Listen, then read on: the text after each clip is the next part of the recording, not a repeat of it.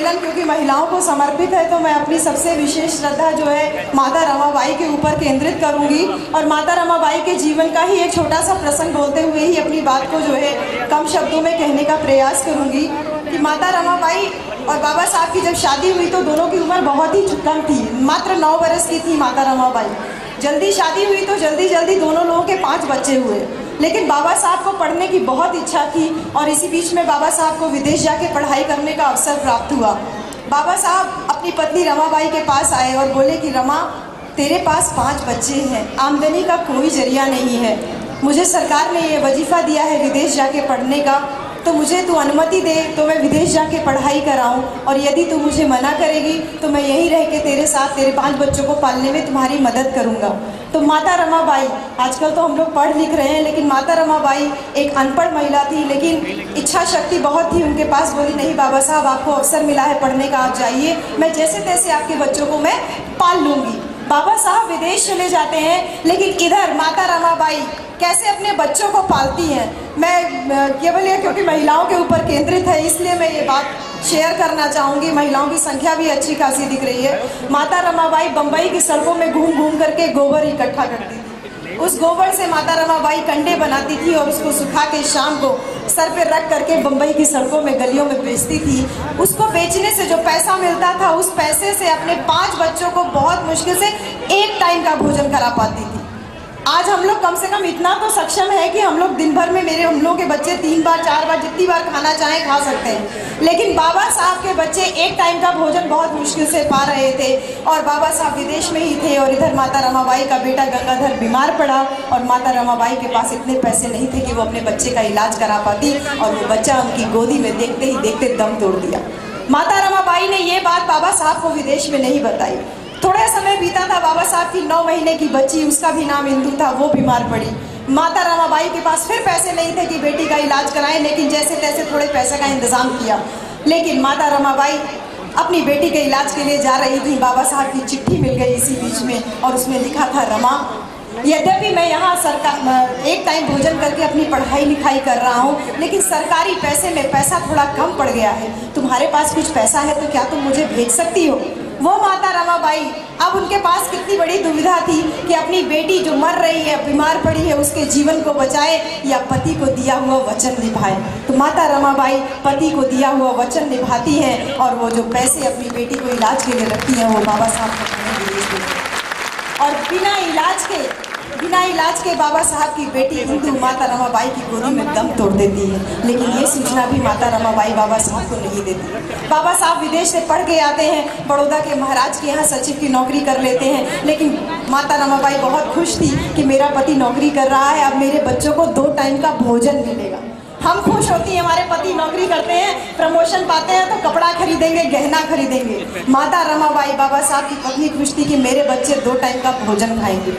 बाबा साहब लेकिन मात्र 11 दिन नौकरी करके इस्तीफा देके चले जाते हैं, वापस आ जाते हैं कि उनके साथ बहुत भेदभाव होता है, लेकिन माता रमाबाई बिल्कुल भी विचलित नहीं होती है। दोबारा बाबा साहब को छत्रपति शाहू जी महाराज वजीफा देके विदेश पढ़ने भेजते हैं। बाबा साहब विदेश चले जाते हैं और इधर माता रमाबाई वैसे ही उपले बेच के, कंडे बेच के अपने बच्चों का पेट पाल रही होती। इसी बीच में बाबा साहब का तीसरा संतान रमेश, वो बीमार पड़ता है और वो भी देखते ही देखते दम तोड़ देता है।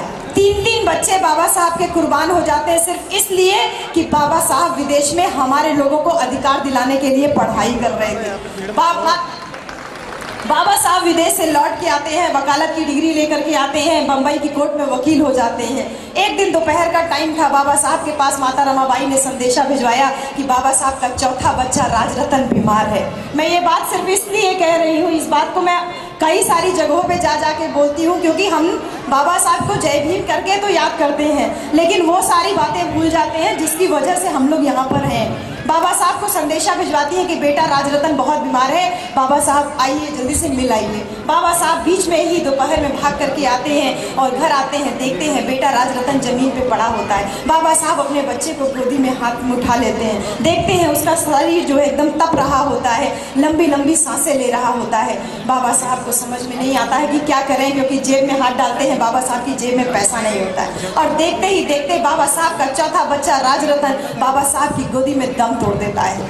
जब चौथा बच्चा दम तोड़ देता है तो माता रमाबाई के सब्र का बांध टूट जाता है। वो बाबा साहब को पकड़ के रोने लगती हैं, बोलती हैं बाबा साहब अब बस बहुत हो गया, बहुत हो गया। आपके इस ज्ञान पाने की इच्छा ने, आपके इस समाज सेवा ने मेरे 4 बच्चों को मुझसे छीन लिया, अब मुझे और मत सताइए।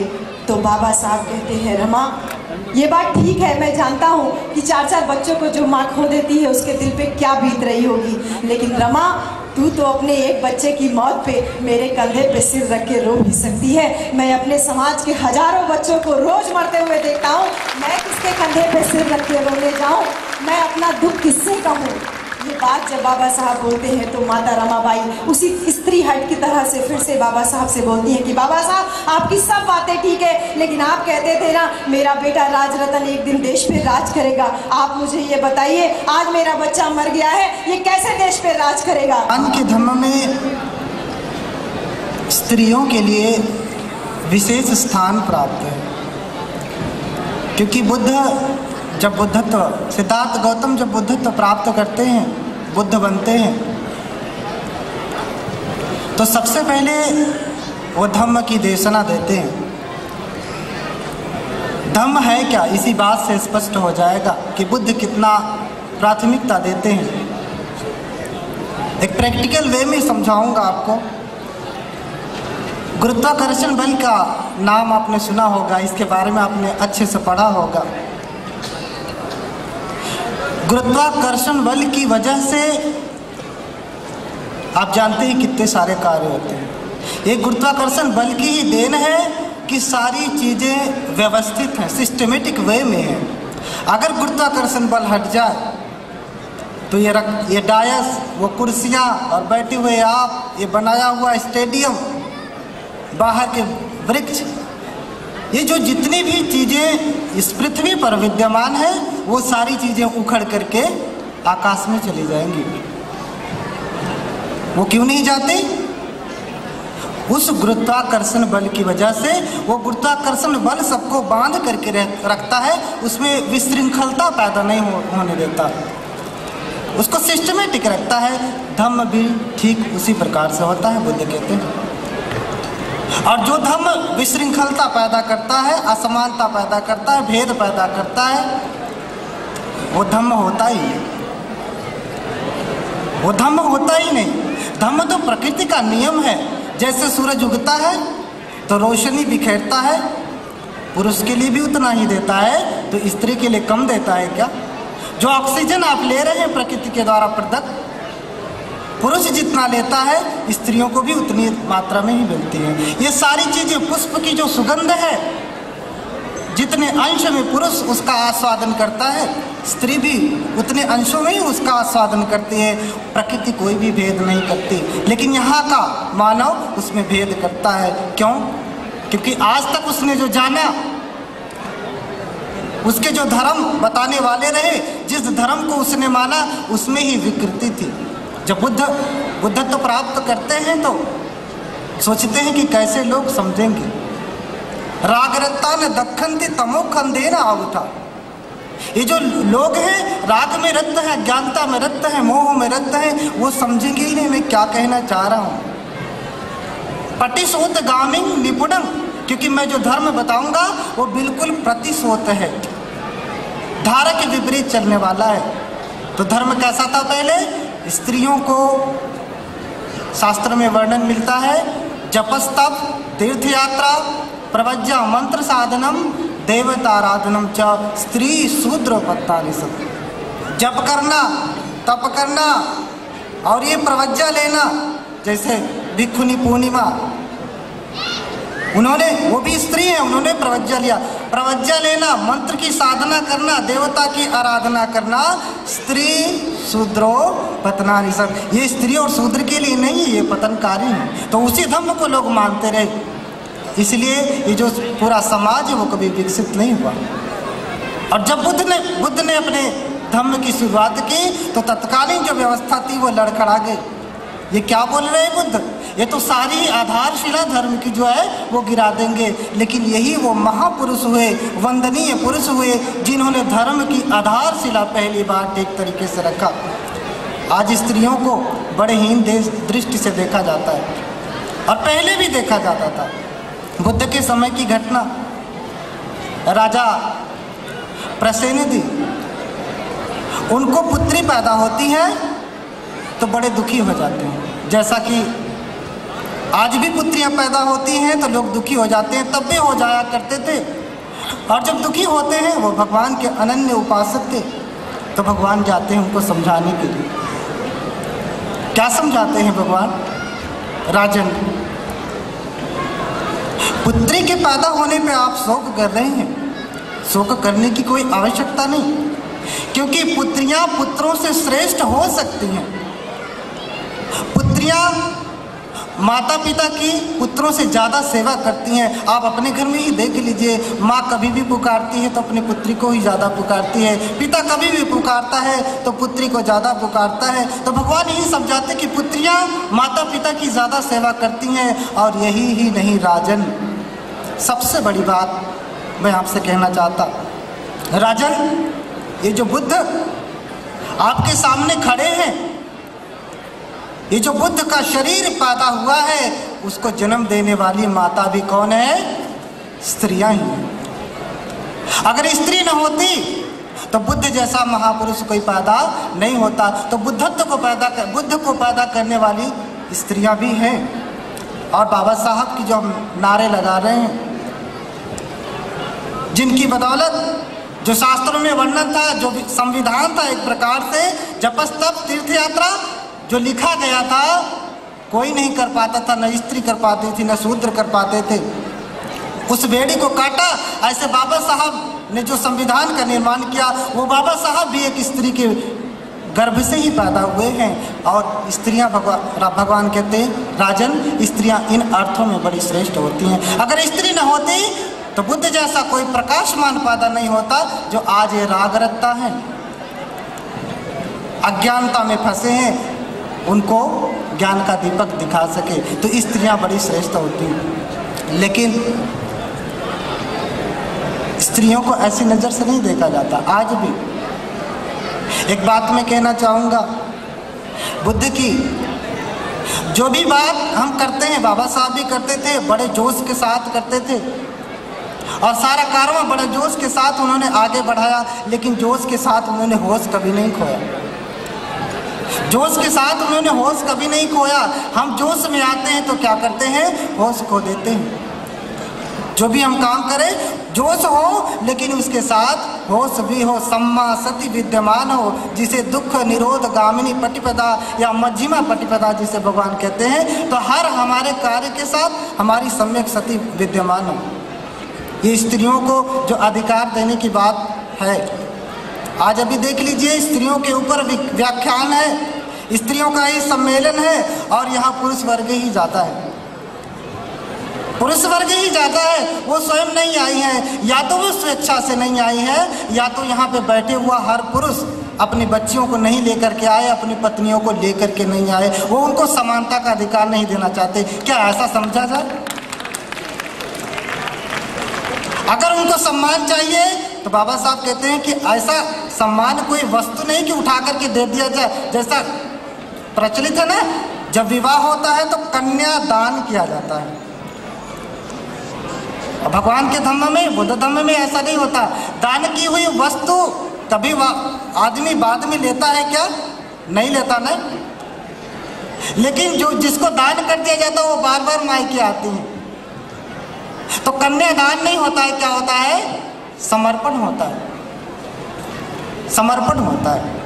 तो स्त्रियां ये जो हैं, इनको स्वयं आकर के बाबा साहब कहते हैं कि अधिकार ऐसी वस्तु नहीं जो आपको दे दिया जाए, आप ले लीजिए, इसे स्वयं छीनना पड़ता है। यहाँ बहुत सारी विदुषियाँ बैठी हैं, उनको ऐसे नहीं दे दिया गया कि लीजिए आपका अधिकार, आप बन जाइए विदुषी। नहीं, उन्होंने ऐसे अपनी व्यर्थता प्रकट किया है, तब जाकर के लोग उन्हें मानते हैं, उनका लोहा मानते हैं। अब मैं पुकार रहा हूँ आदरणीय राजपाल जी आए और हमारा मार्गदर्शन करें। मंच पर आसीन बहुत सारे प्रबुद्ध विद्वान हैं, बहुत सारे हमारी महिलाएं जो विद्वान हैं, और उनका मैंने व्याख्यान सुना और मन को बहुत अच्छा लगा। जिस आज की जो विचार गोष्ठी है या आज का जो विषय है भगवान बुद्ध और महिलाओं के ऊपर है, तो प्रधानता तो महिलाओं को दी गई है, हम पुरुषों को भी साथ साथ यहाँ बुलाया गया है। लेकिन मैं ये कहना चाहता हूँ कि भगवान बुद्ध के जीवन में बहुत सारे महिलाओं का दृष्टांत आता है जिसको भगवान बुद्ध ने अपने जीवन में बराबरी का स्थान दिया। उदाहरण के लिए मैं एक संक्षिप्त में कहना चाहता हूँ कि भगवान बुद्ध ने आम्रपाली का भोजन दान स्वीकार किया और राजा का भोजन दान स्वीकार नहीं किया। अर्थात वो महिला पुरुष में भेद नहीं करते थे, राजा और महिलाओं में भेद नहीं करते थे। वो देखते थे कि जो आदर का योग्य है, जो उसको सम्मान देना चाहिए। इसी तरह से एक दृष्टांत आता है चिंचा का। चिंचा बहुत ही निकृष्ट टाइप का कार्य करती थी, लेकिन भगवान बुद्ध ने अपने जीवन में उसको भी माफ़ करके उनको भी उन्होंने दीक्षा दी। अर्थात जीवन में बहुत सारी महिलाएं जो उनके सामने आई, बहुतों को संदेश दिया, बहुतों को उपदेश दिया।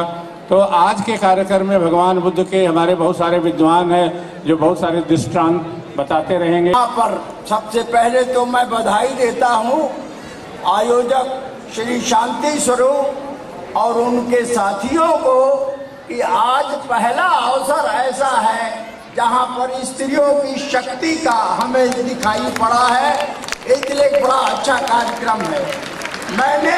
मुझे याद आ गया स्त्रियों का सम्मान जो है प्राचीन काल में जब मूल निवासी थे उनमें ज्यादा था, और वो सम्मान हमने देखा ट्राइबल जातियों में अब भी है। मैं अरुणाचल प्रदेश में था और नॉर्थ ईस्ट काउंसिल का चेयरमैन भी था, तो अरुणाचल में हमने देखा कि एक ट्राइबल जाति में वहाँ पर लड़के वाला लड़की वाले के बाप के यहाँ जाता है और लड़की की मांग करता है। हमारे यहाँ लड़की वाला लड़के को खोजने जाता है, वहाँ पर लड़के वाला लड़की के बाप के यहाँ जाता है और प्रस्ताव रखता है कि हमारे लड़के की शादी आप अपनी लड़की से कर दीजिए। उसके बाद वहाँ पर यह भी है कि वहाँ जब बात तय होती है तो लड़के वाले को कुछ उपहार देना पड़ता है लड़की वाले को। वहाँ पर है मिथुन है, चावल है, कुछ और चीजें जो है लड़के वाला लड़की वाले को देता है। उसका कहना यह है कि जब ये लड़की जो थी जब तक इसका हमने पालन पोषण किया और इसको योग्य बनाया, अब लड़की आपके यहाँ जा रही है, आप इसलिए उसका एक तरह से मुआवजा बदला जो है वो लड़की वाले को देना पड़ता है। लड़के वाले को एक मेघालय राज्य है, वहाँ पर लड़कियों का सम्मान है, स्त्रियों का। हमारे यहाँ लड़के वाला लड़की के यहाँ बारात लेकर जाता है, वहाँ पर लड़की वाले के यहाँ जो पड़ोस के शादी वाले होते हैं, लड़की वाले के यहाँ काम करते हैं। जब लड़की वाला पसंद कर लेगा तो लड़का जो है लड़की वाले के यहाँ ही रह जाएगा और फिर वहीं पर उसकी परवरिश होती है। तो वहाँ लड़की वाले के यहाँ लड़के वाला जाता है, विवाह कर वहीं पर रह जाता है। मणिपुर एक राज्य है ट्राइबल, मणिपुर में स्त्रियों का बहुत बड़ा बाजार है। वहाँ हमने देखा कि वहाँ बहुत दूर में केवल स्त्रियां ही सारा व्यापार, वस्त्र व्यापार इत्यादि सभी करती हैं। तो कहने का ये मतलब है कि प्राचीन काल में जो ट्राइबल समाज था उसमें स्त्रियों का सम्मान ज़्यादा था। और तथागत गौतम बुद्ध जी ने उसी परंपरा को जीवित किया कि स्त्रियों का उन्होंने सम्मान किया और बहुत ज़्यादा सम्मान दिया। और अभी पर हम यहाँ बताया गया, बताएंगे भी लोग कि कितनी स्त्रियां जो हैं वो बौद्ध धर्म में दीक्षित हुई, उनका बराबर सम्मान रहा। मैंने अरुणाचल प्रदेश में भी देखा, जहाँ भिक्षुओं को देखा भिक्षुणियों का भी एक अलग वही पड़ोस में अलग से भिक्षुणियाँ रहती हैं। तो बौद्ध धर्म में तो हमने देखा कि स्त्रियों का बराबर सम्मान रहा, और आज तथागत गौतम बुद्ध के रास्ते पर ही चले। बाबा साहब ने कहा था कि किसी समाज का मापदंड स्त्रियों की स्थिति को देखने से हो सकता है। तो आज हमें बड़ी प्रसन्नता हुई यहाँ पर, आज जो हमारी यानी बहनों बेटियों ने जो यहाँ पर अपना कौशल दिखलाया, अपनी योग्यता दिखलाई, उससे बड़ी खुशी हुई। आवश्यकता ये है, आज तो हर जगह पर स्त्रियां जा रही हैं, कोई पद बचा रही है। गांव प्रधान, जिला परिषद का चेयरमैन, नगर पालिका महापालिका चेयरमैन, मेंबर सब हो रहे हैं। एक अनुरोध और करना है कि आगे जो है असेंबली में, पार्लियामेंट में भी स्त्रियों के लिए जगह रिजर्व होने वाली है। तो हमारी बहू बेटियां, माताएं बहनें अगर शिक्षित अच्छी नहीं होंगी तो फिर वो इन जगहों पर अपनी योग्यता का प्रदर्शन नहीं कर पाएंगी। मैं ज़्यादा ना कह करके माननीय आयोजकों को बहुत बहुत बधाई देता हूँ। आज घोषणा की जाती है कि सरकार से अपने अधिकार जो उन्होंने बेईमानी और षड्यंत्रों के बल पर छीन लिए हैं, और हमारे चाहे चपरासी हो चाहे आईएएस हो, वो उनकी दान के दुश्मन बन गए हैं। अब हम इनसे एक एक अन्याय का जवाब मांगेंगे, और जवाब नहीं देंगे तो हमारे साथ आप जैसे हजारों लोग अब सरकार से भिड़ने को तैयार हैं। इसलिए अब हम social action wing YFBI social action wing की घोषणा करते हैं। यदि स्वीकार है तो आप अपनी स्वीकृति दीजिए ताली बजा के। अब हम बहुत जल्दी ही आरक्षण को जो बदनाम किया जा रहा है, जो हमारे बाप की विद्वता का, बाप की मेहनत का, बाप की भागदौड़ का परिणाम था, ये कोई किसी की दया नहीं है, ये हमारा अधिकार है। सेपरेट इलेक्टोरेट का जो अधिकार था उसे सरेंडर करने के बल पर इस देश के अधरंगे फकीर ने, जिसको लोग गांधी कहते हैं, वो एक समझौता था और हमें ये आरक्षण जो दिया था हमारी स्थिति बराबर लाने के लिए दिया था। ये कहीं नहीं लिखा कि ये आर्थिक हालत सुधारने के लिए। जगजीवन राम से बड़ा कोई सम्मानित व्यक्ति नहीं हुआ, जगजीवन राम से बड़ा धनवान कोई दलित नेता नहीं हुआ। जब उसको न्याय नहीं मिला तो तुम हमारी गरीबी कैसे दूर कर सकते हो? हमें सामाजिक समानता चाहिए।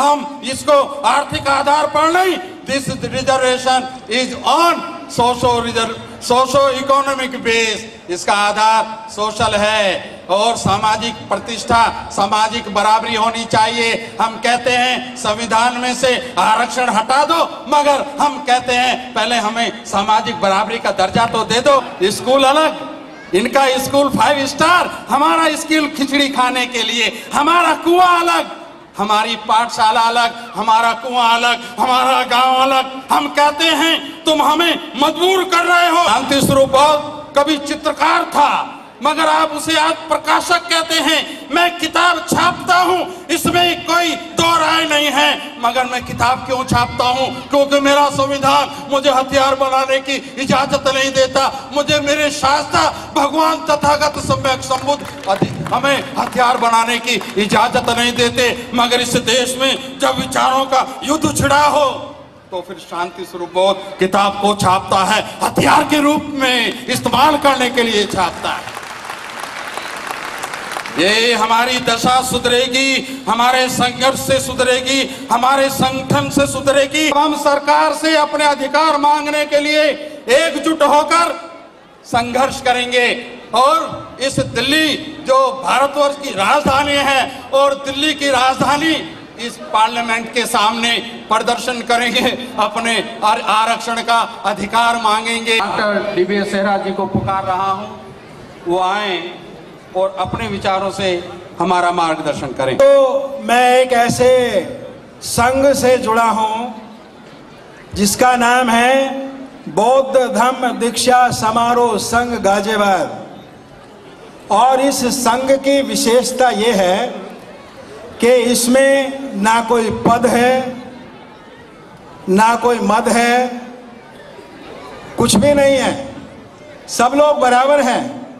ना कोई कद है, ना पद है, ना मद है, ना कद है, बल्कि सब कार्य करता है। मैं भी उससे जुड़ा हूँ।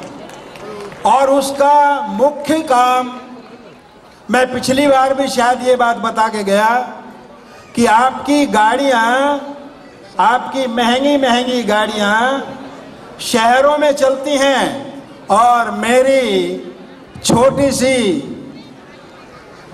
वैगनआर गांवों की कीचड़ में चलती है।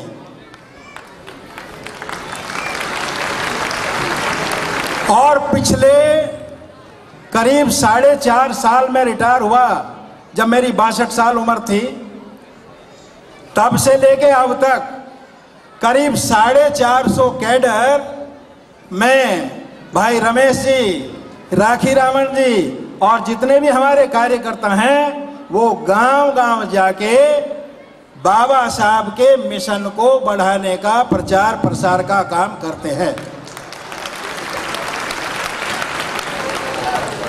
दोस्तों, बाबा साहब ने एक बात कही।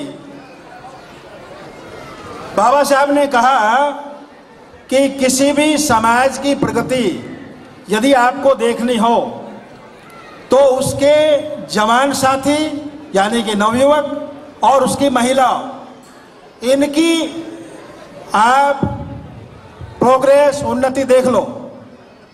यदि ये दोनों गुट यानी कि जवान साथी और महिलाएं ठीक से उन्नति कर रही हैं, ठीक से वैज्ञानिक राह पर चलकर बढ़ रही हैं, तो उनको, इस समाज को आगे बढ़ने से कोई रोक नहीं सकता। लेकिन मैं आपको बताऊं, मैं इतने दुख के साथ, बल्कि गांव में जाके मेरी आंसू निकल आते हैं कि दोनों के दोनों ग्रुप जवान साथियों का हाल ये है दोस्तों कि यदि मैं ये पूछूं कि आप कौन सी क्लास में पढ़ रहे हो, तो उसको उसकी स्पेलिंग नहीं आती, चाहे वो बीए कर रहा है, चाहे वो 12th कर रहा है और चाहे किसी और क्लास में। और महिलाएं, हमारी सारी की सारी महिलाएं, करीब 90% महिलाएं जिनकी उम्र 40 साल या उससे कम की है, करीब 95% महिलाएं पर्दा करती हैं आज भी। और वहां की बात तो छोड़ो, आपके शहर में, दिल्ली जैसे शहर में आप लोग उनसे पर्दा कराते हो। और जो महिलाएं पर्दा लेके जाते हैं तो हम क्या देखते हैं? लड़की सुंदर होनी चाहिए, हमारी जाति की होनी चाहिए, कमाने वाली होनी चाहिए और खाना अच्छे से बनाने वाली, कपड़े धोने वाली भी होनी चाहिए, ताकि ऑल इन वन। लड़का चाहे बिल्कुल निकम्मा हो, लेकिन लड़की ऐसी होनी चाहिए कि सब सर्वगुण संपन्न होनी चाहिए। तो दोस्तों, यदि आप चाहते हो कि भगवान बुद्ध के धर्म को आगे बढ़ाया जाए, बाबा साहब की शिक्षा को आगे बढ़ाया जाए, तो आपका सबसे ज्यादा जरूरी काम है महिलाओं को प्रोत्साहन देना, महिलाओं को आगे बढ़ाना। आपके लड़के पढ़े ना पढ़े, आपकी लड़कियां जरूर पढ़नी चाहिए। मैं इनका धन्यवाद देता हूं और इनको और इनकी जो टीम है इसको बहुत बहुत साधुवाद देता हूं। ऐसे प्रोग्राम होने चाहिए और हम लोगों को, सबको तन मन धन से ऐसे प्रोग्राम में मदद करनी चाहिए। नमो बुद्धाय, जय Bhim, thank you very much. ये जो आवाज आप सुन रहे हैं, ये सुश्री लता मंगेशकर जी की हैं, जिन्होंने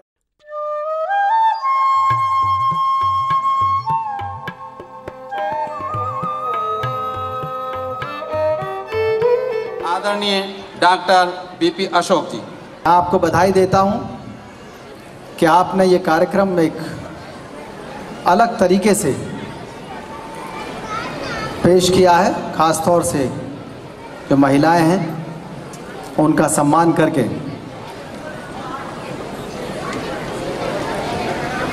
महामानव बुद्ध का धर्म सामाजिक न्याय का धर्म है। सामाजिक न्याय में अगर एजेंट ऑफ चेंज किसी को माना जा सकता है तो महिलाओं को माना जा सकता है, जिन्होंने भारतीय इतिहास का अध्ययन किया है। मैं उनको प्रार्थना करूंगा थोड़ा सा ज़्यादा ध्यान से सुनेंगे। रोमिला थापर की अपनी किताब में भारतीय इतिहास में पहली लाइन शुरू करती हैं कि भारत महाराजाओं, नटों, सपेरों का देश है। बहुत से लोग कहते हैं कि गर्व करो, ये बहुत ही ऊंची संस्कृति, बहुत गुणों की खान वाला, बहुत ज़्यादा शांति वाला, सहिष्णुता वाला देश है। निश्चित रूप से दो जवाब निकल करके आते हैं भारतीय इतिहास को जब हम ठीक से उसकी समीक्षा करने लगते हैं। जब पॉजिटिव चीज़ें आती हैं तो निश्चित रूप से ये महामानव बुद्ध, स्वामी महावीर, कबीरदास जी, ज्योतिबा फुले, विवेकानंद, डॉक्टर अंबेडकर का देश है। जब नेगेटिव चीज़ों की बात आती है तो यह देश जाति प्रथा, लिंग भेद, सती, जौहर, दहेज प्रथा, पर्दा प्रथा, देवदासी प्रथा, छुआछूत, गरीबी का देश है। निश्चित रूप से जब पॉजिटिव चीज़ें आती हैं तो उसका श्रेय महामानव बुद्ध के धर्म को ही जाता है। जब आर्य इस देश के अंदर आए, उनके साथ हमारे देश के सीमावर्ती इलाकों के लोग मिलते गए। उनका व्यवहार भी विदेशियों जैसा ही हो गया और उन्होंने आक्रमण करने के बाद, क्योंकि अकेले आए थे, महिलाओं को साथ नहीं लेके आए थे, यहीं शादियां करनी पड़ी, यहीं बसना पड़ा, तो सबसे पहला कुठाराघात उन्होंने ये किया कि महिलाओं को कोई अधिकार मत दे देना। चाहे इतने घर में जगह दो, चाहे ये बहन के रूप में रहें, चाहे माँ के रूप में रहें, किसी भी रूप में रहें।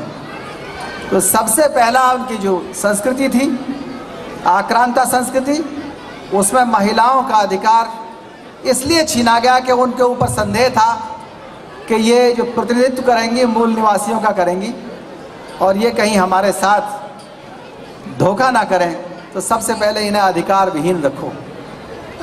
शूद्रों के बारे में पता ही था कि ये यहीं के मूल निवासी हैं, वो चाहे मौर्य साम्राज्य हो, चाहे गुप्त साम्राज्य हो, चाहे पाल डायनेस्टी हो। निश्चित रूप से उनके खिलाफ वो षड्यंत्र करते रहे लगातार। फिर भी देश में सहिष्णुता का, इस देश में एकता का जो भी श्रेय जाता है वो महामानव बुद्ध की श्रमण परंपरा को जाता है।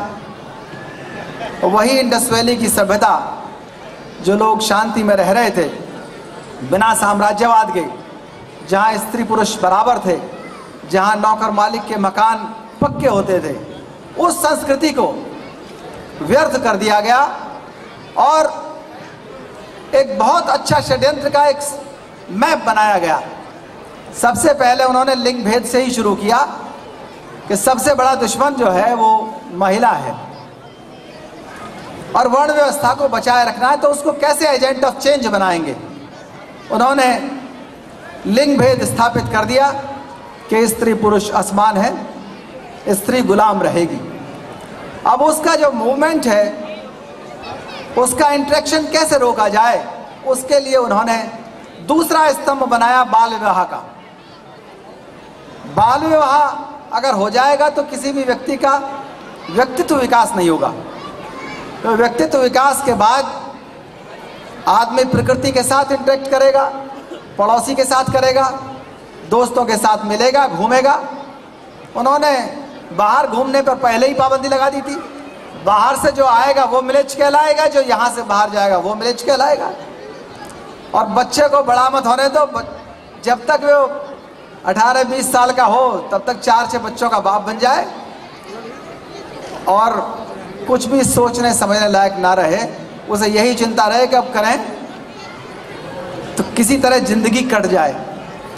अगर और भी इंटरेक्शन का गरीब अमीर के बीच, कई जातियों के बीच कोई मौका आए तो उसको रोको कि शादियों में दहेज प्रथा भी होगी, और दहेज प्रथा निश्चित रूप से अमीर और गरीब के बीच संभव नहीं है। एक कंपटीशन होता है और एक दूसरे को नष्ट करने का एक प्रक्रिया है। अगर किसी के पास पैसा इकट्ठा भी हो जाए तो वो दोनों इकट्ठा करके उसको बेकार कर देंगे, क्योंकि सरप्लस मनी अगर आ गया, बचत अगर कर ली लोगों ने, तो उसका वो आधार बनेगा विकास का। विकास अलाउ नहीं किया वर्ण व्यवस्था में। उससे अगला और बहुत ही एक बेमिसाल तरीका है लोगों के बीच दूरियां बढ़ाने का, झगड़े करने का। वो कौन सा निकाला? वो ऐसा है जो पूरी दुनिया के अंदर किसी और देश में नहीं है। वो है रिश्तेदारी की जो नॉमेनक्लेचर है उसमें, और गालियों में, और रिश्तेदारी के नामों में और सम्मान में समता स्थापित करना। साला कहना अपमानजनक है, जीजा कहना सम्मानजनक है। अगर आप चौराहे पे खड़े होकर के किसी को भी कहेंगे जीजा जी, तो शायद कई लोग आवाज दे देंगे, सम्मानजनक है इसलिए। लेकिन अपनी ससुराल में जाके सगे साले को भी अभी कहेंगे साले इधर आ, तो हो सकता है उठा पटक हो जाए। ये बहुत सोची समझी चीजें हैं, ये माइक्रो कॉन्स्पिरेसीज हैं। इन पर इतिहासकारों की और समाजशास्त्रियों की नजर नहीं जाती, लेकिन इन्हीं की वजह से एक दिन ऑनर किलिंग होती है। खाप पंचायत इसी के लिए बैठती है। तो ये एक ऐसा स्तंभ है जिसको तोड़ पाना इसके दुश्मनों के बस की भी नहीं है। जब परिचय कराएंगे तो ये कराएंगे, ये साला है और ये जीजा है, ये फूफा है, ये मामा है। अपने आप सम्मान और अपमानजनक चीजें बट गई, और भुगतना किसको पड़ेगा? अपमानजनक किसका हुआ? उसका जो मूल बिंदु है वो महिलाएं ही है। और इंटरेक्शन रोकने के लिए अगला कौन सा स्तंभ आया? वो पर्दा प्रथा शुरू की कि लोगों की शक्ल सूरत नहीं दिखाई दें। लोगों को डर था कि अगर एक दूसरे का चेहरा देखेंगे निश्चित रूप से किसी को कोई अच्छा लगेगा, किसी को कोई बुरा लगेगा, और इंटरेक्शन बढ़ेगा, मूवमेंट बढ़ेगा। उसको भी रोको पर्दे के माध्यम से। अब और मूवमेंट कैसे रोका जाए? अंधविश्वास पैदा किए। अगर पता लग गया सास को कि बहू बिना पूछे जा रही है, तो छींक दिया या बता दिया आज शनिवार है या बिल्ली रास्ता काट गई, मूवमेंट चेक हो गया। अब एक बाबा साहब ने चर्चा की है सरप्लस वुमेन की। अगर कोई महिला विधवा हो जाए तो उसका क्या करें? वो वर्ण व्यवस्था के लिए सबसे बड़ा खतरा थी वो महिला। विधवा होने के बाद निश्चित रूप से अपनी बिरादरी का कोई पूछेगा नहीं, और दूसरी बिरादरी में जाने की आशंका, संभावना बढ़ जाती है। उसको रोकने के लिए दुनिया में सबसे खतरनाक प्रथा अपनाई, सती प्रथा। तो में कहीं spirit of inquiry and curiosity ना बढ़े। पूरा वेस्टर्न जो विकास हुआ साइंस का, कल्चर का, जिसको वेस्टर्नाइजेशन कहते हैं आप, वो इस वजह से हुआ कि लोगों में सवाल पूछने की और उत्तर जानने की जिज्ञासा हुई। वो जिज्ञासा न उठ जाए, यहाँ के वर्ण व्यवस्था के ठेकेदार जानते थे पहले से ही। उस जिज्ञासा को कैसे खत्म करें? चरण स्पर्श की परंपरा हुई, सास के पैर छूने, जेठ के छूने, बाप के, बड़े भाई, सबके, पूरे गांव के पैर छूते रहने झुक झुक करके, और जिसके पैर छू लिए उसकी बात परम सत्य हो गई। आपको सवाल पूछने का कोई अधिकार नहीं है, तो ज्ञान कहाँ से बढ़ेगा? मूवमेंट कहाँ से होगा? इंटरेक्शन कहाँ से होगा? फिर छुआछूत के बारे में तो खैर बहुत स्टडी हुई है, बहुत सुना होगा। ये सब महिला के साथ इंटरेक्शन रोकने के लिए है, ये महिलाओं के ऊपर है पूरी तरह से। महामानव बुद्ध ने इस सब के लिए एंटीथेसिस खोजी, और वो एंटीथेसिस में बहुत सी महिलाएं आगे निकल के आई। विशाखा नाम की महिला थी, वो निकल करके आई, उसने अपना अधिकारों के ऊपर लड़ाई लड़ी। किस्सा गौतमी का किस्सा आपने सुना होगा, चिंचा सुंदरी, कई महिलाओं के नाम आपने सुने, पूर्व वक्ताओं ने बताया। भारतीय संविधान में बाबा साहब डॉक्टर अम्बेडकर ने महिलाओं का दर्द समझा और पहली बार एक ऐसी महान पुस्तक आई जिसमें फंडामेंटल राइट्स में महिलाओं को शामिल किया गया, क्योंकि भारतीय संविधान एक बौद्ध धर्म का ही ग्रंथ है। जब आप धम्मपद पढ़ेंगे, बौद्ध धर्म के बारे में जान जाएंगे, तो कॉन्स्टिट्यूशन ऑफ इंडिया की एक एक चीज़, चाहे वो प्रीएम्बल हो, चाहे फंडामेंटल राइट्स हो, चाहे directive principles of state policy हो, उन सब को पढ़ के आपको लगेगा कि आप बौद्ध धर्म की किताब पढ़ रहे हैं। चाहे वो सेंट्रल स्टेट रिलेशंस की बात हो, लगेगा कि हाँ आपने कहीं ना कहीं ये महापरिनिर्वाण सूत्र पढ़ लिया, या कोई ना कोई इस तरह के बौद्ध ग्रंथों में सूत्र दिए हुए हैं जहाँ से उनकी उत्पत्ति होती है, ये आपको पता पड़ जाएगा।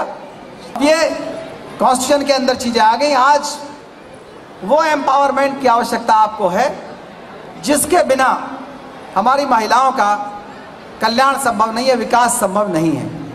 बिना अंग्रेजी सीखे महिलाओं का एम्पावरमेंट नहीं हो सकता। बिना वाहन चलाए, बिना वाहन चलाना सीखे हुए, बिना वैज्ञानिक आधार पर सूचना क्रांति में हिस्सा लिए हुए, मोबाइल फ़ोन कंप्यूटर्स का यूज़ किए हुए आपका विकास नहीं हो सकता। आदरणीय एडवोकेट सुरेश राव, हम राजकुमार सिद्धार्थ के बारे में सोचते हैं। जब राजकुमार सिद्धार्थ ने इस देश में वैदिक सभ्यता के खिलाफ अपना आंदोलन शुरू किया, तो जहां तक मैं समझता हूं कि उन्होंने अपने जीवन में 3 बड़े काम किए और उन्होंने कोई ऐसा सवाल नहीं छोड़ा जिसका जवाब उन्होंने खोज के हमको न दिया हो। आज भी जब हम तमाम सवालों के साथ जूझ रहे हैं, तमाम सवाल हमारे सामने हैं।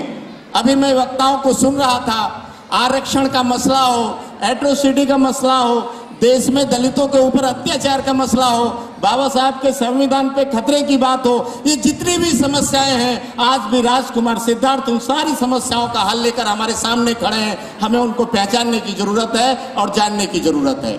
जो लोग तथागत बुद्ध को पढ़ते हैं, अगर वो समस्याओं का हल नहीं जानते हैं, इसका मतलब है कि वो लोग तथागत बुद्ध को सही तरीके से पढ़ नहीं रहे हैं। इस देश में बाबा साहब डॉक्टर अंबेडकर ने जो हमें दिया है और तथागत बुद्ध ने दिया है, मैंने हमेशा कहा है कि अंग्रेजों ने इस देश में 150 साल तक हुकूमत की, उनको इंडिया में 2 ही चीजें मिली हैं। लोग कहते हैं अंग्रेज ये लेकर गए, अंग्रेज वो लेकर के गए। मैं कहता हूं अंग्रेज 2 ही चीजें लेकर गए, एक light of Asia Lord Buddha और दूसरा सिंबल ऑफ नॉलेज बाबा साहब डॉक्टर अंबेडकर। लेकिन हम इन दोनों को नहीं जानते, यही हमारे पिछड़ेपन का सबसे बड़ा कारण है। इसलिए हमें ये जानना पड़ेगा कि आखिर वो बुद्ध कौन है, आखिर पूरी दुनिया के अंग्रेजों ने क्यों लाइट ऑफ एशिया कहा बुद्धा को, और बाबा साहब डॉक्टर अंबेडकर को सिंबल ऑफ नॉलेज क्यों कहा। और इस देश के अंबेडकरवादी लोग, बाबा साहब डॉक्टर अंबेडकर के मानने वाले लोग आज भी बाबा साहब डॉक्टर अंबेडकर और बुद्ध के प्रति ऑनेस्ट नहीं है। बहुत ईमानदारी से हमें अपना मूल्यांकन करने की जरूरत है। संविधान देते समय 26 नवंबर 1949 को बाबा साहब डॉक्टर अंबेडकर ने कहा था, ये मांगने वाला समाज एक दिन देने वाला समाज बनेगा। लेकिन किस आधार पे कहा था बाबा साहब डॉक्टर अंबेडकर ने? बाबा साहब डॉक्टर अंबेडकर ने जब संविधान दिया, उन्होंने कहा मैंने अपने लोगों को बहुत सारे अधिकार दिए इस संविधान के अंदर, लेकिन 2 अधिकार ऐसे दिए हैं, अगर उनको सही तरीके से इस्तेमाल करना सीखा इस समाज ने, तो ये समाज आने वाले समय में देने वाला समाज बनेगा, मांगने वाला समाज नहीं रहेगा। 65 सालों में हमने बाबा साहब डॉक्टर अंबेडकर की इस एजुकेशन को ग्रहण नहीं किया। बाबा साहब डॉक्टर अंबेडकर ने वो 2 कौन से राइट हमें दिए? एक राइट टू एजुकेशन, शिक्षा का अधिकार। हमने शिक्षा को इंसान बनने के लिए इस्तेमाल नहीं किया। इस देश में बहुजन समाज के लोग जब अपने बच्चों को पढ़ाते हैं तो इसलिए नहीं पढ़ाते कि वो एक अच्छा इंसान बने, उसमें ज्योतिबा फूले पैदा हो, उसमें पेरियार रामास्वामी नायकर पैदा हो, उसमें डॉक्टर अंबेडकर पैदा हो। वो चाहते हैं कि उनके घर में डॉक्टर, इंजीनियर और वकील पैदा हो। इसलिए साथियों हमारा आंदोलन पीछे है। दूसरा अधिकार बाबा साहब डॉक्टर अंबेडकर ने जो हमें दिया, वो राइट टू वोट दिया। मैं कई बार सोचता हूं, इस देश में जो जय भीम कहते हैं, जो नमो बुद्धाय कहते हैं, जो भगवान बुद्ध को अगरबत्ती लगाते हैं, जो भगवान बुद्ध को धूपबत्ती लगाते हैं, वो वोट भगवान राम को दे देते हैं और बाद में जब मार पड़ती है तो हल्ला मचाते घूमते इधर से उधर। आपको ये निर्णय करना पड़ेगा कि बाबा साहब डॉक्टर अंबेडकर का अगर आरक्षण चाहिए तो धर्म भी बाबा साहब डॉक्टर अंबेडकर का ही चलेगा। ऐसा नहीं चलने वाला है कि खाओ बाबा साहब के और लड्डू हनुमान के मंदिर में चढ़ाओ। यही होते रहा है पिछले 65 सालों में और इसीलिए हमारा आंदोलन पीछे है। साथियों, सारी समस्या की जड़ इस बात में है, सारी समस्या हमारी अगर है तो सिर्फ एक ही चीज में है, बाबा साहब डॉक्टर अंबेडकर की 22 छोड़ो। अगर 6 आज्ञाएं भी हमने मान ली होती जो 14 अक्टूबर 1956 को उन्होंने दिया था, तो आज हमारे सामने ये समस्या निर्माण नहीं होती। आज से लगभग मेरा ख्याल है सर 30-40 वर्ष पहले महापंडित राहुल सांकृत्यायन जी आगरा में गए हुए थे, तो हमने सोचा कि चलिए इनका भी प्रवचन सुन लें, हमारी अच्छी जानकारी थी। तो हमने कहा कि राहुल जी आप सुना दीजिए कुछ, कि नहीं एक मीटिंग कीजिए। तो उस मीटिंग में उन्होंने संस्कृत भाषा के बारे में अपने कमेंट दी।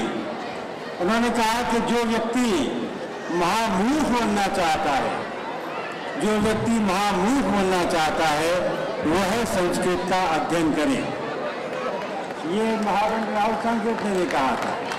इस विषय पर मैंने एक लेख लिखा और वो लेख बड़ा प्रसारित हुआ और लोगों ने बड़ा पसंद किया, लेकिन कुछ लोग जो संस्कृत के विद्वान थे उन्होंने मेरी आलोचना की। मैंने कोई बात नहीं, हमने तो अपनी बात कह दी सो कह दी, चाहे तुम कुछ भी कहते रहो। साथियों, 6वीं शताब्दी में आचार्य धर्मकीर्ति हुए, ये इतिहास के विद्वान हैं, पाली भाषा के और संस्कृत के विद्वान हैं, बौद्ध दर्शन धर्म के विद्वान हैं। वे इस बात को जानते हैं कि आचार्य धर्मकीर्ति अपने जमाने में तर्कशास्त्र न्यायशास्त्र के बहुत बड़े पंडित हुए थे। तो उन्होंने उनका एक श्लोक बहुत प्रसिद्ध है, वेद प्रमाणे कशिचित कृतवाद स्नाने धर्मेच्छा जातिवाद लेप संतापारंभ पापहानाय चेति ध्वस्त प्रज्ञानाम पंचलिंगानी जागी। इसका मतलब होता है कि जो व्यक्ति वेद को प्रमाण मानता है, इसका मतलब यह है कि वेद को ईश्वर कृत मानता है कि ईश्वर ने बनाए हैं इसलिए मानो। दूसरी बात कही है कि जो व्यक्ति संसार का बनाने वाला किसी ईश्वर को या ब्रह्म को मानता है कि संसार का बनाने वाला ईश्वर है या ब्रह्म है, और जो व्यक्ति ये मानता है कि स्नान करने से, गंगा में स्नान कीजिए या किसी नदी में स्नान कीजिए, इससे पुण्य की प्राप्ति होती है। तीसरी बात ये कही है। और चौथी बात ये कही है कि जो व्यक्ति वर्ण व्यवस्था जाति को मानता है, इस पर विश्वास करता है। और पांचवी बात ये कही है साथियों कि जो व्यक्ति उपवास करके शरीर को कष्ट दे करके अगर पुण्य की प्राप्ति करना चाहता है या मोक्ष की प्राप्ति करना चाहता है, तो 5 चिन्ह जो हैं वो महामूर्खों के हैं, महामूर्खों के हैं। तो मैं यही निवेदन करना चाहूँगा कि परम पूज्य बाबा साहब डॉक्टर अम्बेडकर की जो 22 प्रतिज्ञाएं हैं वो इनमें आ जाती है। और अंत में मैं एक दंपत की गाथा कहकर के अपनी बात समाप्त करना चाहूँगा। एक बार एक ब्राह्मण भगवान के पास आया, कहने लगा कि भगवान तथागत आपने बहुत कुछ कहा है, हजारों बातें कही है, लेकिन हमारे पास में इतना समय नहीं है कि आपके इन उपदेशों को सुन सकें। कृपया करके एक गाथा में अपनी बात कह दीजिए। भगवान ने कहा कि वेद प्रमाण नहीं, भगवान धम्मपद में कहा है कि अपने चित्त को पवित्र रखिए, सब पापों से अतरण कुशलस्यों को संपदा सचित्त परियोदपनंग एकदम बुद्धान शासनम, कि अपने मन को पवित्र रखिए, किसी प्रकार के पाप कर्म मत कीजिए, वो अकरण होते हैं। पुण्य कर्म कीजिए और मन को पवित्र रखिए, शुद्ध रखिए, यही बुद्ध का शासन है। मैं इन शब्दों के साथ में, चूँकि इसमें धर्म का भी सार आ गया है, बाबा साहब की 22 प्रतिज्ञाओं का भी सार आ गया है, अब जरूरत इस बात की इसका अनुशीलन करने की। अगर इसका अनुशीलन नहीं किया तो कुछ भी नहीं होगा। मैं अंत में मोहपासक शांत स्वरूप बौद्ध जी को साधुवाद देना चाहता हूँ कि उन्होंने देखिए ये इतना बड़ा हॉल जो है वो पैक्ड है, पूरा भरा हुआ है और एक वो भी छोड़ना पड़ गया है। हिंदी में एक कहावत बहुत प्रसिद्ध है कि दाल भात है मुँह से चंद बनना। अब मैं आपके साइड जो सांस्कृतिक प्रोग्राम हो रहा है, बड़े अच्छे अच्छे कलाकार आए हुए हैं, दूसरे प्रदेशों से भी आए हुए हैं, उसके बीच में और अपने बीच में कोई दाल भात मुँह से चंद नहीं बनना चाहता। मैं अपने वक्तव्य को यहीं पर समाप्त करना चाहता हूँ और सभी साथियों को, बहनों को, बेटियों को साधुवाद देना चाहता हूँ। एक बात जरूर कहूँगा अंत में कि जो बाबा साहब ने कहा है कृपया करके उसका अनुशीलन करें, और जब तक अनुशीलन नहीं करेंगे तब तक कुछ नहीं होगा। आपको पता है कि बुद्ध का धर्म ही एक ऐसा धर्म है जो कि भारत का कल्याण कर सकता है, लोकतंत्र को बचा सकता है और देश को बचा सकता है, मानव कल्याण कर सकता है। साधु साधु साधु। अब हमारे बीच में भाई राजेश ढाबरे जो फिल्मी दुनिया के उभरते सितारे हैं, फिल्मी कलाकारों को लेकर, फिल्मी गायककारों को लेकर, फिल्मी संगीतकारों को लेकर, बाबा साहेब डॉक्टर अम्बेडकर के अरमानों को, भगवान तथागत सम्यक संबुद्ध की कल्याणकारी शिक्षाओं को घर घर तक ले जाने में प्रयासरत हैं। अब आपके सामने उनकी सीडी का लोकार्पण होगा, विमोचन होगा। 1 मिनट का काम है। अगर वाकई आपको लगे कि हमारे समाज में ऐसी ही सीडी आनी चाहिए तो साथियों इनका भी उतुंग ताली बजा करके स्वागत करेंगे। आइए सर, आइए।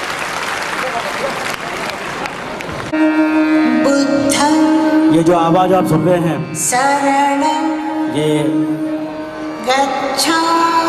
सुश्री लता मंगेशकर जी की हैं, जिन्होंने अपने पूरे 70 साल के करियर में कभी बुद्धम शरणम गच्छामि नहीं गाया था। बाबा साहब का एक अनुयायी जब उनके पास जाके बोला कि आप की सुंदर आवाज़ तब तक सुंदर नहीं कहलाई जाती जब तक कि बुद्ध का सुंदर नाम आपके मुंह से नहीं निकलता। आपकी सुंदर आवाज़ और तथागत गौतम बुद्ध की सुंदर वाणी, सुंदर संदेश, जब इनका मिलन होगा तब आपको सही मायने में आपके सुंदर सुंदर आवाज़ की इज्जत हुई है ऐसा लगेगा। ये बात जब हमने उनको कही तो उन्होंने ये बुद्धम शरणम गच्छामि पूरा तीसरा उनसे हमने गवाया है। हमने उनसे कहा कि आपने संतोष माता, साईं बाबा, न जाने कौन सी देवियाँ जो कभी हुई ही नहीं, उन सब के गालिए। वह भगवान हनुमान राम जो कभी हुए नहीं, और ये तथागत हम कहते हैं कि जग में बुद्ध का नाम है, यही भारत की शान है।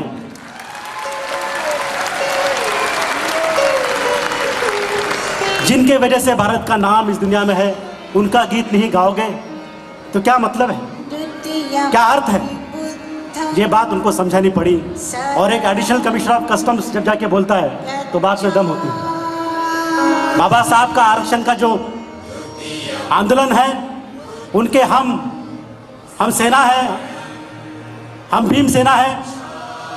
आरक्षण की वजह से जो फायदा इस देश को हो रहा है वो होते रहना चाहिए, क्योंकि मैं समझता हूं कि बाबा साहब का समाज, आम्बेडकरी समाज ही इस देश को कुछ प्रगति के मार्ग पर ले जा सकता है।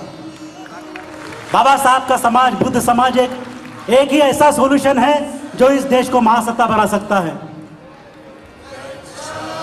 मेरिट का इतना ही शौक है तो आज मैं सबको कहता हूं, अगर मेरिट का इतना शौक है तो भारत के हर घर में बाबा साहब की तस्वीर लगानी चाहिए, क्योंकि बाबा साहब के बड़ा विद्वान इस देश ने पैदा नहीं किया। अगर भारत को, इस देश को किसी पर अगर गर्व करना है तो वह सिर्फ बाबा साहब पर करना है। मुझे बड़ा आनंद है, मुझे बड़ी खुशी है कि आज के इस मौके पे मुझे बुलाया गया और इस आंदोलन में मैं भी शामिल हूँ। शांति जी, आपके पुत्र और ये सारा समाज यहाँ पर खड़ा है, मेरे लिए बड़ा ही गौरव और आनंद का क्षण है। माननीय अशोक जी से मेरी मुलाकात हुई है, सारे अच्छे लोगों से मुलाकात हुई है, थैंक यू वेरी मच।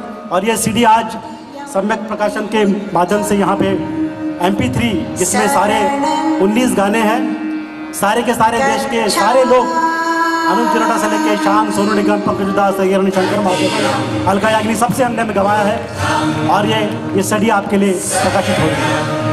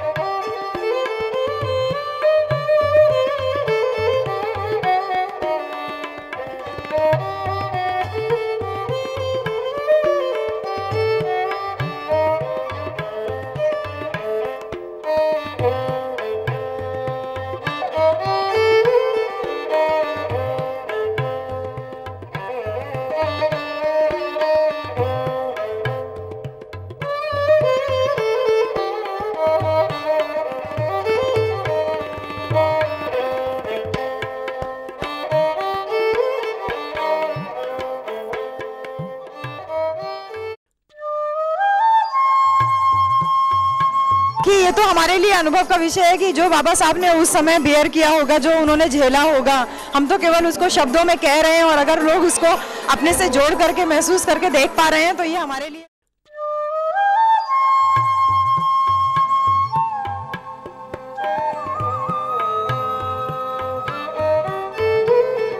आज तालकटोरा स्टेडियम के अंदर यूथ फॉर बुद्धिस्ट के माध्यम से प्रोग्राम का आयोजन किया गया, जहां महिला सशक्तिकरण की बात की गई और एक महिला बौद्ध सम्मेलन भी आज यहां आयोजित किया गया, जिसमें बहुत सारे वक्ताओं ने भाग लिया। उन्हीं में से मैं बात कराने जा रहा हूं। अर्चना गौतम जी जो ग्रेटर नोएडा से आज हमारे बीच उपस्थित हैं। मैडम, आपका आवाज़ इंडिया टीवी चैनल पर हार्दिक अभिनंदन है, स्वागत है। जय भीम। धन्यवाद। नमो बुद्धाय। जय भीम।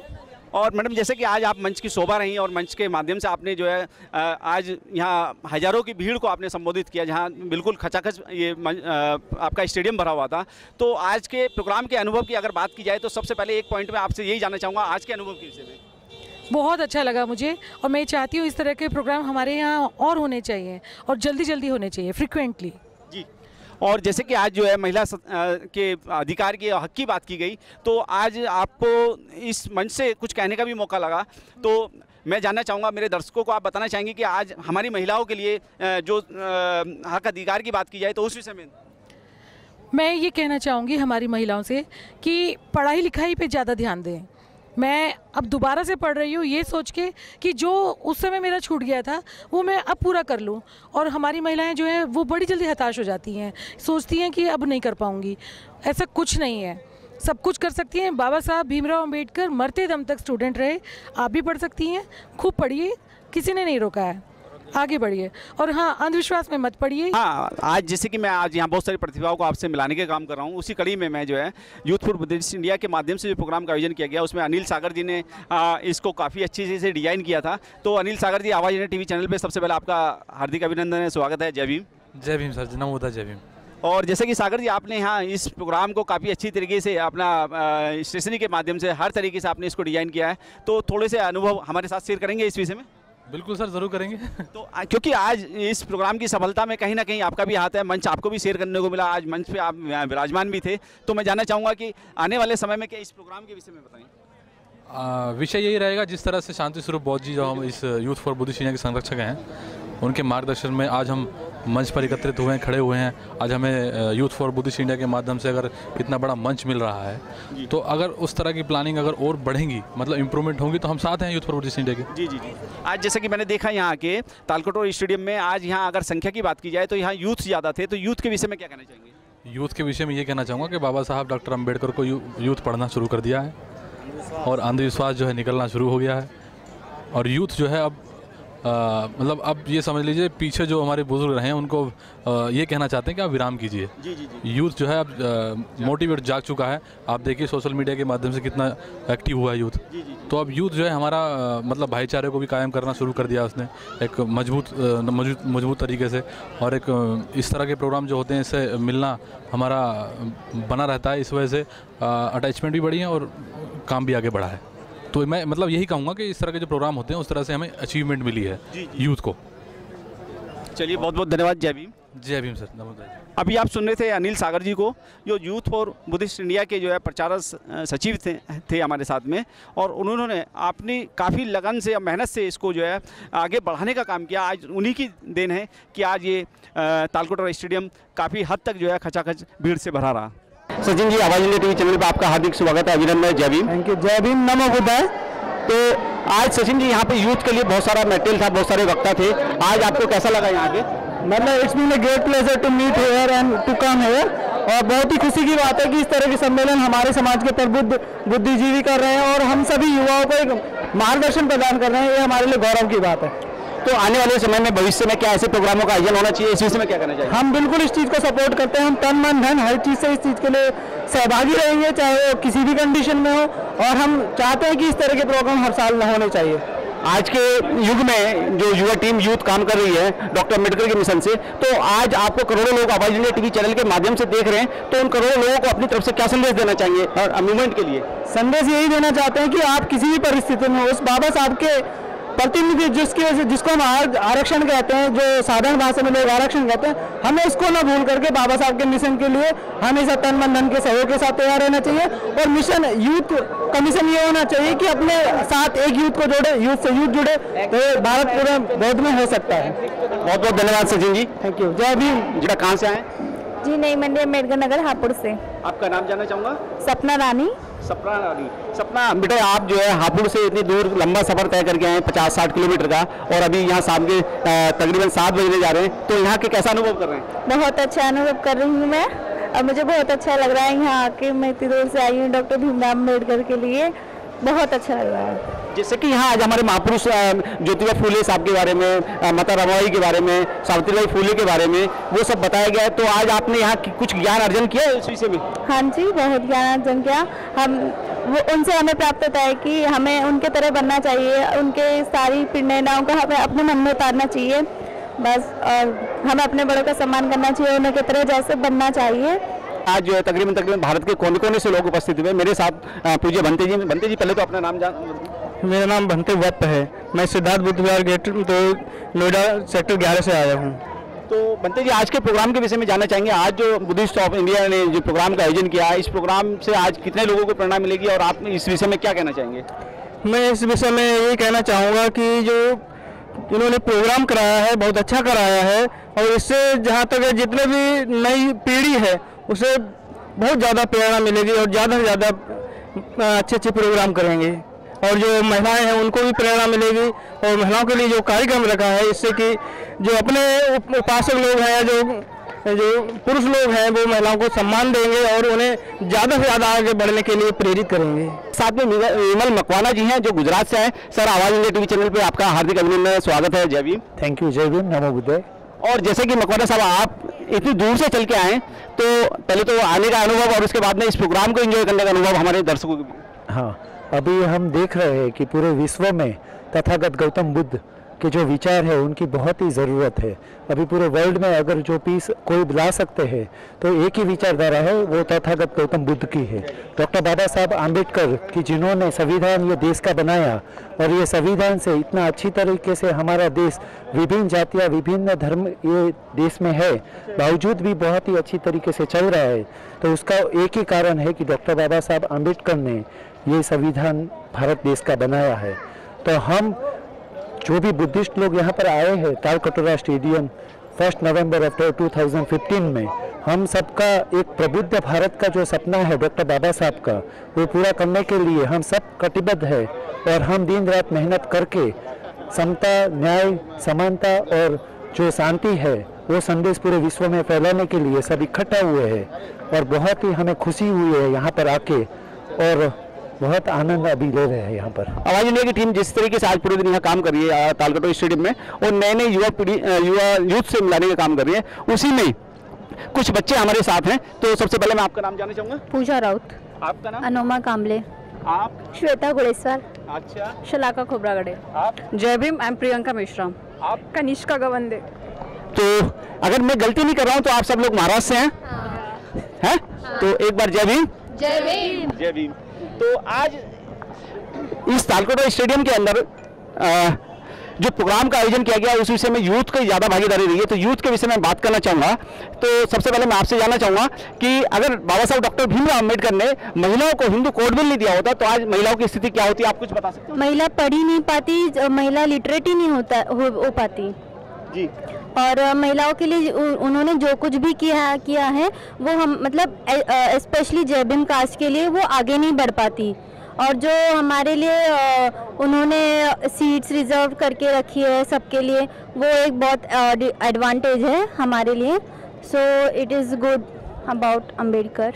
जी जी जी, आप कुछ कहना चाहेंगे इस विषय में, जैसे कि अभी मैडम ने इस विषय में बताया? हाँ जी बिल्कुल, डॉक्टर बाबा साहब अम्बेडकर ने महिलाओं को एक बहुत ही मतलब प्रगति के लिए बहुत ही सही रास्ता दिया है। और उसके बाद में सबसे पहले तो कहना चाहूँगी कि सावित्री माई फुले ने जो वुमेंस के लिए जो एजुकेशन का सबसे पहले स्कूल खोली है। अगर बाबा साहब अम्बेडकर ना होते तो इस बारे में हम लोग ज़्यादा मतलब जान नहीं पाते। बस यही सब कुछ कहूँगी। तो आज जैसे कि आप महसूस करें कि आज एक अच्छा रहन सहन, अच्छा खाना और अच्छी जगह अपनी लाइफ को मेंटेन करना, तो ये सब बाबा साहब और कहीं ना कहीं माता रमाबाई और सावित्रीबाई फुले के बलिदान की कुर्बानी की वजह से आज आप लोग इस जगह स्टेबल हैं। बिल्कुल, और उन्हीं के कारण आज हम यहाँ दिल्ली में भी यूपीएससी का प्रिपरेशन कर पा रहे हैं। अदरवाइज कहाँ से हैं वैसे? हम लोग महाराष्ट्र से हैं। महाराष्ट्र कौन सी जगह से?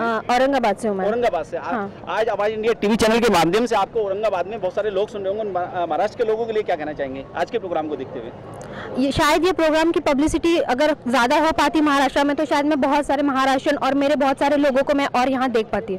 जैसे कि आज मैं देख रहा हूँ यहाँ पे भारत ही नहीं, भारत के कोने कोने से लोग यहाँ पे आए हैं। जैसे कि आप महाराष्ट्र से हैं, पंजाब से, झारखंड, उड़ीसा, गुजरात, और इसके अलावा अभी मेरे एक साथी ने से मुलाकात हुई, वो भी गुजरात से आए और काफ़ी सारे लोग यहाँ भारत के कोने कोने से आए। तो आज आने वाले समय में यूथ के लिए ही ये सारा प्रोग्राम आयोजन किया गया है। आप क्या कहना चाहेंगे आज के प्रोग्राम? हमारे देश की अगर हमारे समाज की या देश की प्रगति अगर होनी हो तो सबसे पहले यूथ जागरूक होने चाहिए। तो उनकी जागृति के लिए ऐसे प्रोग्राम्स है ना, हमें यानी हमारी जिम्मेदारी ये करना और हम यूथ की ये रिस्पॉन्सिबिलिटी की हमने यहाँ पे आके अटेंड करना चाहिए और समझना चाहिए कि बाबा साहब ने हमें क्या बताया है। बुक्स पढ़नी चाहिए, जो यहाँ पे स्टॉल लगते हैं वो बुक्स पढ़ के हमने समझना चाहिए कि वो हमें क्या कहना चाहते हैं। यस, ये हमारी रिस्पॉन्सिबिलिटी। जी जी जी, आप अपने विचार यहाँ अगर इस प्रोग्राम के विषय में रखना चाहेंगे तो क्या कहना चाहेंगे आज यूथ से? मैं कहना चाहूँगी कि ज़्यादा से ज़्यादा आप अम्बेडकर को पढ़िए, बुद्धा को पढ़िए, क्योंकि जब तक आप उनका पता नहीं चलेगा आपको कि उन्होंने हमारे लिए क्या क्या किया, तब तक हमें इतनी जागृति नहीं होगी कि हमें क्या क्या करना चाहिए। अभी हमें भी क्या करना चाहिए हर बार मतलब अवेयरनेस प्रोग्राम अगर होते रहेंगे। आप कहाँ से हैं वैसे? मैं महाराष्ट्र से ही। कौन सी जगह से? नागपुर से। नागपुर से। और ये चैनल आपका नागपुर से ऑपरेट होता है, आवाज India TV channel, Bajaj road. Okay या ठीक है।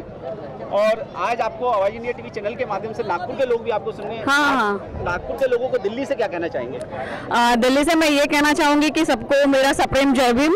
और मतलब शायद आप लोगों ने किया होगा ना नागपुर में भी इसका कैंपेनिंग, तो मतलब उन सब लोगों ने भी देखना चाहिए था। और शायद इसका लाइव भी होगा ना, तो लाइव से भी आप देख लीजिए। बस थैंक यू।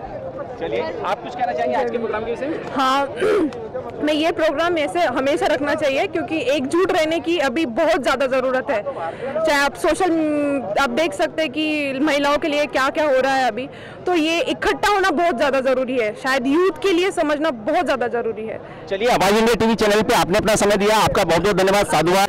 आपके देखिए फैन बहुत हैं और जब वो तालियां बजाते हैं तो आपको कैसा अनुभव होता है? एक कलाकार के लिए तालियां ही बहुत बड़ी चीज़ होती है, और जब वो तालियां अपनों की मिल रही हों तो कुछ कहते थे ना कि मेरा 56 इंच का सोना है, सीना है मेरा 70 का है, और कोई नाप के देखे सबके फेल हो जाएंगे।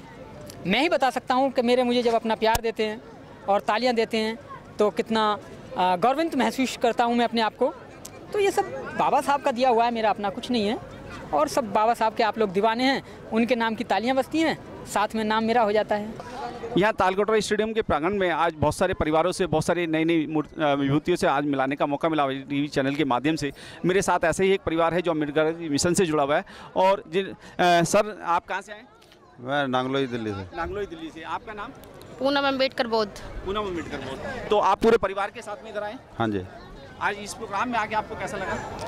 देखिए, इस प्रोग्राम में आके मुझे बहुत अच्छा लगा। सारे बौद्धिस्ट, सारे अम्बेडकरवादी सारे इकट्ठे हुए और सबने मिलकर एक दूसरे से मिले, हर्षोल्लास, और ऐसे लग रहा था कि सारे भारत ही बौद्ध में होने वाला है जी। और मुझे बड़ी खुशी हुई वहाँ देखकर। आप सर अपने नाम के साथ बताना चाहेंगे कि आज इस प्रोग्राम में सम्मिलित होकर कैसा महसूस किया? बहुत अच्छा महसूस किया है और हम तो यही चाहते हैं कि हर 6 महीने के अंदर ऐसा प्रोग्राम होता रहे, जिससे कि लोगों में जागरूकता बढ़े और बौद्धिस्ट में भारत बने। जी जी जी जी। तो आप पूरे परिवार, फैमिली के साथ यहाँ प्रोग्राम को आज एंजॉय किया है, तो आज इस एंजॉयमेंट को कितने लोगों के साथ में शेयर करेंगे घर जाके? देखिए, मेरा तो पूरे भारत में शेयर करने का इरादा है कि देखिए, एक इतना अच्छा प्रोग्राम हमारा बौद्ध में बनाने के लिए भारत को हुआ है और कोशिश इतनी अच्छी है कि मैं चाहती हूँ कि जगह जगह ऐसे प्रोग्राम हो और उसका अच्छा संदेश सब पे जाए और इसी तरीके से हमारे प्रोग्राम बढ़ते रहें और हम चाहते हैं पूरा भारत बौद्ध में हो जाए। चलिए, बहुत बहुत धन्यवाद। जय भीम। धर्म और संस्कृतियाँ जो है समाज में राजनीति का एक राजनीति की पृष्ठभूमि तैयार करती हैं और जिस समाज के लोग राजनीतिक रूप से सबल नहीं होते, उस समाज की संस्कृतियाँ, उस समाज के धर्म जो है पुष्पित और पल्लवित नहीं होते हैं। तो दोनों का बहुत मिला जुला गठजोड़ है।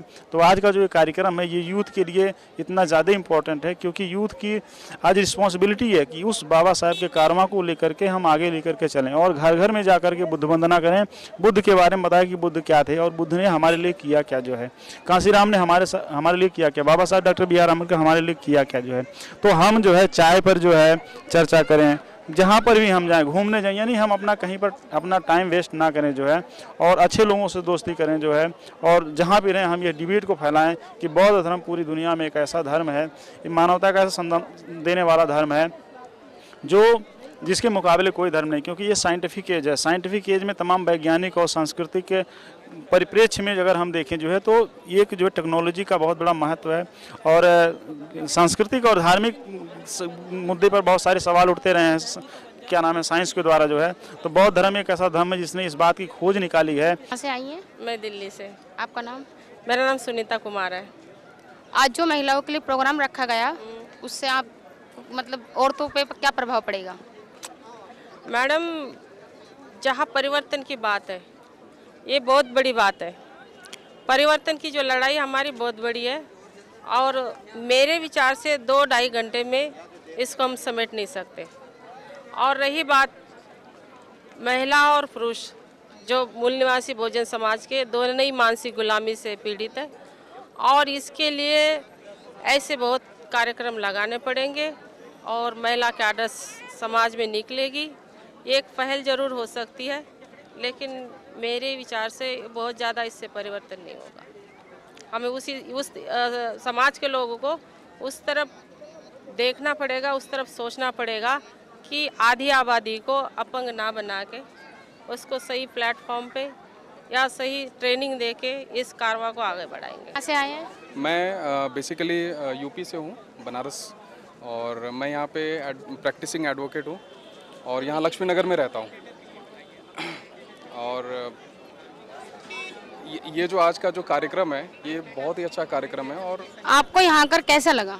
यहाँ आकर बहुत अच्छा लगा क्योंकि ये कार्यक्रम जो है सभी संगठनों को और सभी लोगों को, समाज के हर एक तबके के सभी लोगों को यूनाइट करता है। एक सांस्कृतिक कार्यक्रम के माध्यम से एक विचार आगे देता है कि बाबा साहब का जो मिशन है उसको आगे कैसे बढ़ाना है, उसमें क्रांति कैसे लानी है, उसको उस विचार को एक्शन में कैसे बदलना है। और इस पे अगर हम सब लोग मिल करके इस पे अगर हम काम करते हैं तो ये आगे चल करके हमारे बाबा साहब का मिशन जरूर सक्सेस होगा। इस प्रोग्राम में जो यूथ पर प्रोग्राम रखा गया है उस पर यूथ पर कितना फर्क पड़ेगा? यूथ पे बहुत फ़र्क पड़ना चाहिए क्योंकि पिछली बार जब मैंने इस प्रोग्राम को अटेंड किया था तो उस समय कम युवा आए हुए थे। अब जाड़े की वजह से भी हो सकता है, लेकिन इस बार मैं देख रहा हूँ पिछली बार से काफ़ी अधिक संख्या में और भारत के कई क्षेत्रों से लोग आए हुए हैं और सभी लोग आए हुए हैं और लोगों के साथ में जो एक ट्यूनिंग बन रही है तथागत गौतम बुद्ध को लेकर, बाबा साहब को लेकर के, और अंदर में जो मंच पे आसीन हमारे जो हमारे मुख्य अतिथि हैं उनको सुन करके, जो वक्ता हैं उनको सुन करके जो लोगों के अंदर एक जागरूकता और क्रांति पैदा हो रही है, ये आने वाले समय के युवाओं के लिए बहुत अच्छा संदेश है। आज के बुद्धिस्ट फॉर इंडिया के कार्यक्रम में यूँ तो पूरे भारत के कोने कोने से लोग यहाँ उपस्थित हुए हैं। उसी कड़ी को आगे बढ़ाते हुए मेरे साथ हैं सर, पहले अपना नाम बताएंगे। आमोद कुमार आनंद। आमोद कुमार आनंद। अभी थोड़ी देर पहले जब मेरी आपसे बात हो रही तो आमोद कुमार मिश्रा आपका नाम था। और पहले मिश्रा थे, अब आनंद हैं। तो पहले मिश्रा बदल गया, आपने जैसे कि बौद्ध धर्म को स्वीकार करके आज आपका सरनेम बदल गया, तो आज उस अनुभव को आप हमारे दर्शकों के साथ शेयर करेंगे कि पहले मिश्रा थे अब आनंद हैं। ये धरती बुद्धों की है, फिर खाके में क्यों बंटना? अगर खाके में नहीं बंटना तो बुद्धमयी भारत बनाना, बुद्धमयी भारत बनाना है तो फिर कास्टिज्म, मिश्रा तो एक कास्ट को रिप्रेजेंट करता है। तो जब बुद्धों की धरती है तो फिर हम एक हैं, हम एक हैं तो फिर डिवीजन कैसा? अभी वैसे प्रॉपर कौन सी जगह से आप बिलोंग करते हैं? यहाँ पश्चिम बिहार से बिलोंग करता हूँ, बिहार से मिथिलांचल से बिलोंग करता हूँ। जैसे कि आप बिहार से बिलोंग करते हैं और बिहार आपको पता है कि तथागत की जो है जन्मभूमि, कर्म भूमि रही है, और पूरे विश्व को अगर ज्ञान का प्रकाश की तरफ अगर ले जाने का काम किया है तो बिहार की धरती से हुआ है। अब आप ऐसी पवित्र धरती पे रहते हैं तो आप कैसा है? बहुत गौरव महसूस होता है। ऐसा लगता है कि अगर फिर से भारत को सोने की चिड़िया बनाना है तो बुद्धमयी भारत बनाना ही होगा, दूसरा कोई उपाय नहीं है, दूसरा कोई मार्ग नहीं है। जैसे कि आपने अभी पिछली एक गंदगी जिसको हम बोलते हैं कि मनवादी जो गंदगी होती है उससे आप बाहर निकल के आए, उस तालाब से बाहर निकले और इस नई जगह आप परिवर्तित हुए, या आपने एक वो संस्कृति को आपने ग्रहण किया है जो पिछले कई हजार सालों वर्षों से मतलब इस देश के अंदर शासक रहे हैं। तो आज आपको देख रहे करोड़ों लोगों से आप क्या कहना चाहेंगे इस विषय में? अपने आप को पहचानो। जिस दिन अपने आप को पहचान जाओगे, भगवान बुद्ध के अलावा कोई नहीं दिखाई देगा आपको, भगवान बुद्ध दिखाई देंगे। इस रास्ते पर सबसे ज़्यादा कारवां के साथ आने वाले बाबा साहब दिखाई देंगे, अनागारिक धर्मपाल याद आएंगे। अगर विवेकानंद कोई चिल्लाता है और विवेकानंद का वांग्मय पढ़े तो वो भी सबसे ज़्यादा बुद्ध ही चिल्लाते हैं। तो तुम भी विवेकानंद वाले, तुम भी बुद्ध के मार्ग पर ही आ जाओगे। इसी कड़ी को आगे बढ़ाते हुए मैं राजकुमार गौतम आपको एक नई टीम से मिलवाने जा रहा हूँ जो राजस्थान से आए। आप कहाँ से आए इस समय? सर हम दौसा डिस्ट्रिक्ट से आए हैं, राजस्थान से। और कितने लोग आए यहाँ इस प्रोग्राम हम सर करीब 200 आदमी आए हैं वहाँ पर। 200 आदमी? हाँ सर। अच्छा, जो आपके साथ ये युवा टीम है, युवा विंग है, कितने लोग होंगे? हाँ सर, ये 200 आदमियों की टीम राजस्थान से आई हुई है। अच्छा, कितने दिन से यहाँ पे? आप क्या दिन पहले आए? हम सर कल 2 दिन पहले आए, कोई कल आया है, कोई ऐसे 3-4 चरणों में आए हैं वहाँ से आदमी। आज के प्रोग्राम के विषय में क्या कहना चाहेंगे? सर हमको बहुत अच्छा लगा ऐसा प्रोग्राम चाहते हैं कि हमारे दौसा में भी ऐसा प्रोग्राम हो और हमारे राजस्थान के आदमी भी बौद्ध धर्म से जुड़े। और हम ये घोषणा करना चाहते हैं, ये सोचना चाहते हैं कि हमारे गाँव के सारे आदमी मिलकर हम बौद्ध धर्म धारण करना चाहते हैं एक बार में।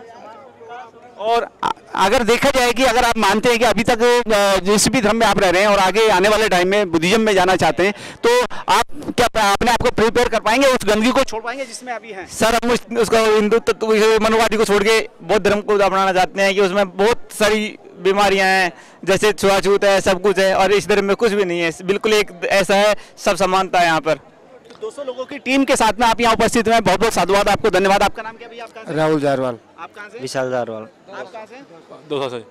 आप कौन? दौसा से सर। आपका नाम? पवन कुमार सर। आपका नाम? विनोद कुमार, दौसा से। सर अभी दूसरी टीम से मिलवाने जा रहा हूँ। सर आप सबसे पहले तो अपनी टीम का नाम बताएंगे, कहाँ से आए? हम दिल्ली से आए हैं। हमारी टीम का नाम है स्वाभिमान संघ। स्वाभिमान संघ। हाँ जी। नाम बताएंगे? मैं पवन नागर। अच्छा नागर साहब, जैसे कि आज के इस प्रोग्राम में हम लोग यहाँ सम्मिलित हुए हैं और आपकी पूरी टीम सम्मिलित है, आज के प्रोग्राम को लेकर आप क्या बताना चाहेंगे कि आपके क्या अनुभव रहे हैं? सर बहुत बढ़िया अनुभव है। हम इन यूथ फॉर बुद्धिस्ट से हम जुड़े हुए लोग हैं। जितना हमारा सिक्योरिटी का जो अरेंजमेंट चल रहा है, हमारा जो यूथ फॉर बुद्धिस्ट में ये हम लोगों का है और स्वाभिमान संघ का है। और हम राजस्थान में और MP में हम अपनी पहुंच बना चुके हैं, धीरे धीरे संपर्क बढ़ा रहे हैं।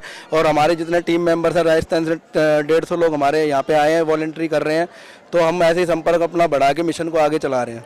जैसे कि आज यहाँ पे यूथ को बहुत अच्छे तरीके से प्रमोट किया गया, उनके लिए अच्छे प्रोग्राम दिए गए और उसके लिए बहुत अच्छे वक्ताओं का भी यहाँ व्यवस्था की गई। तो आज के प्रोग्राम से आज का यूथ जो है क्या प्रेरणा लेके जाएगा?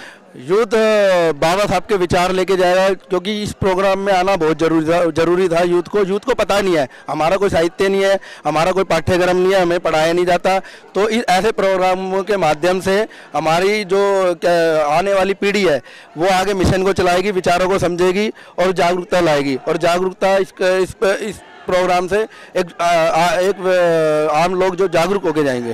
दीपक inspector customer central excise, Narsingh Mahawar teacher, MCD teacher, Ravi teacher, Gopal Nagar, Pawan Nagar teacher, Narendra government servant, Om Prakash ji, Praveen Kumar student, Joginder Das Hapur से, रमेश नगर दिल्ली से, गौरव पहाड़िया दिल्ली से, हुकम सिंह, रवि कुमार, आप कैसे? योगेश भीम। प्रोग्राम में सब लोग होने कितने लोग हैं? यहाँ से 2 बसें आई हुई है दादरी से, हाँ जी, और कार आई हुई है। आज इस प्रोग्राम में सम्मिलित होने के लिए 200 के करीब आपकी दो बसें आई हैं यहाँ पे। और आपको क्या लगता है कि आज यहाँ सम्मिलित होकर आप जो आज प्रोग्राम है उस प्रोग्राम के विषय में आपको उसके विषय में थोड़ा सा बताइए। यहाँ बताया गया था प्रोग्राम है, पहले भी इस प्रोग्राम में आए थे, पहले एक बस आए थे, 2 बस लेकर आए हैं। बहुत से उपासक है जो नए आए हैं, बहुत ही हर्ष और उल्लास है सभी लोगों में, बहुत ही खुश हो रहे हैं सभी लोग। शिव किशोर बिल्ला, आरक्षण बचाओ संघर्ष समिति में दिल्ली प्रदेश प्रभारी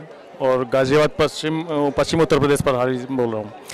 आरक्षण बचाओ संघर्ष समिति के आह्वान पर अपने आरक्षण और अधिकार बचाने के लिए एक महारैली का आह्वान किया गया है 10 दिसंबर 2015 को रामलीला ग्राउंड में। दोस्तों, जैसा कि आप सब जानते हैं कि मनुवादी ताकतें सभी हमारा आरक्षण और अधिकार समाप्त करने के लिए रात दिन एक किए हुए हैं। हम लोगों को इस समय पर ज़रूरत है सब के सब लोग एक साथ सड़क पे आ जाएं और अपने अधिकारों को, अपने आने वाली पीढ़ी के भविष्य को सुरक्षित करें। और इस संबंध में मैं आप सभी को इस अपने आवाज़ टीवी चैनल के माध्यम से प्रेरित करना चाहता हूं, आपको आह्वान करना चाहता हूं कि आप सब लोग 10 दिसंबर को रामलीला मैदान में आएँ और दिल्ली में अपनी ताकत दिखाएं। अगर दिल्ली की सरकार को हम अपनी ताकत दिखाने में समर्थ होते हैं तो शायद हम अपने आरक्षण और अपने आगे आने वाली पीढ़ी के भविष्य को बचा पाएं। आज यहाँ दिल्ली तालकोटा स्टेडियम में आप प्रोग्राम के आयोजन पे उपस्थित हुए जो यूथ फॉर बुद्धिस्ट इंडिया के माध्यम से रखा गया है, तो यहाँ आके आपका क्या अनुभव रहा है? बहुत बढ़िया अनुभव रहा। जो मित्र सोशल साइटों पे रूबरू होते थे वो आज फेस टू फेस हो रहे हैं, बड़ा अच्छा लग रहा है। हमारा राष्ट्रीय स्तर का परिवार एक मंच पर इकट्ठा हुआ, बड़ी खुशी की बात है। और आज के प्रोग्राम के विषय में या बाबा साहब के विषय में 2 लाइनें अपनी कविता काव्य के माध्यम से, क्योंकि आप जो है सोशल मीडिया में बहुत ही मशहूर हैं अपने काव्य के माध्यम से। उस महामानव के बारे में 2 बात कहना चाहता हूँ, उनका अनुयायी जीवन भर रहना चाहता हूँ। जय भीम, जय भारत। बहुत बहुत धन्यवाद। से मेरे साथ है नरेश खोखर जी जो हरियाणा से आए। हाँ जी, हरियाणा से, और समता सैनिक दल से संबंधित है। अपना पूरा परिचय देंगे। मेरा नाम नरेश खोखर है और समता सैनिक दल जो बाबा साहब का बनाया हुआ एकमात्र सैनिक संगठन है, उसका मैं हरियाणा कमांडर हूँ। और LR बाली साहब हैं जो बाबा साहब के साथ में जिन्होंने वक्त बिताया है, तो उनके साथ में हम काम करते हैं। और बाबा साहब की जो सैनिक दल है उसके अंदर अपनी भागीदारी जो है निभाते हैं। हरियाणा के अंदर जितने भी प्रोग्राम होते हैं, जहाँ भी हम अपनी उपस्थिति देते हैं, लोगों से मिलते हैं, बहुत अच्छा लगता है जब हमारे समाज के लोग हमारे यहाँ पे जो बाबा साहब के अम्बेडकरीवादी जो लोग यहाँ पे उपस्थित होते हैं उनसे मिलने का मौका मिलता है। अच्छा लगता है समाज में आने का और बात रखने का। तो कुकर साहब, आपका मेरे को पता लगा कि आप गाना भी बहुत अच्छा गाते हैं। बाबा साहब के विषय में कोई गाना है तो उसकी 2 लाइनें। सर, अभी यानी कि मेरा एक सॉन्ग जो है हरियाणवी के अंदर जो आया है वो आपको बताना चाहता हूँ। बाबा साहब की बात यह है, ना जुल्म किसी का सहना से, शिक्षा ऊपर जोर दियो, यो महापुरुषा का कहना से, पढ़ लिख के संविधान बनाया, ना सोया था वो राता ने, उस भीमराव के अनुयायी ना मानना अच्छी बात ने, उस भीमराव के अनुयायी ना मानना अच्छी बात ने। बहुत बहुत धन्यवाद। जय भीम। जय भीम जी, जय भीम, नमो बुद्धाय। आज आवाज़ टीवी पे यहाँ तालकोटा स्टेडियम से मैं आपको मिलाने जा रहा हूँ। सर जय भीम। जय भीम। आज यहाँ बुद्धिस्ट फॉर इंडिया के तत्वाधान में जो प्रोग्राम का आयोजन किया गया तालकोटा स्टेडियम के अंदर, उसके विषय में मैं आपसे थोड़ा सा आपके अनुभव शेयर करना चाहूँगा अपने दर्शकों के लिए। सर, यहाँ के प्रोग्राम के विषय में थोड़ा सा हमें बताएं। ये दूसरी बार कार्यक्रम आयोजित किया जा रहा है। पिछले साल भी एक भव्य कार्यक्रम हुआ था और इस बार आप देख ही रहे हैं किस प्रकार से हजारों की संख्या में साथी यहाँ पे पहुँचे हुए हैं।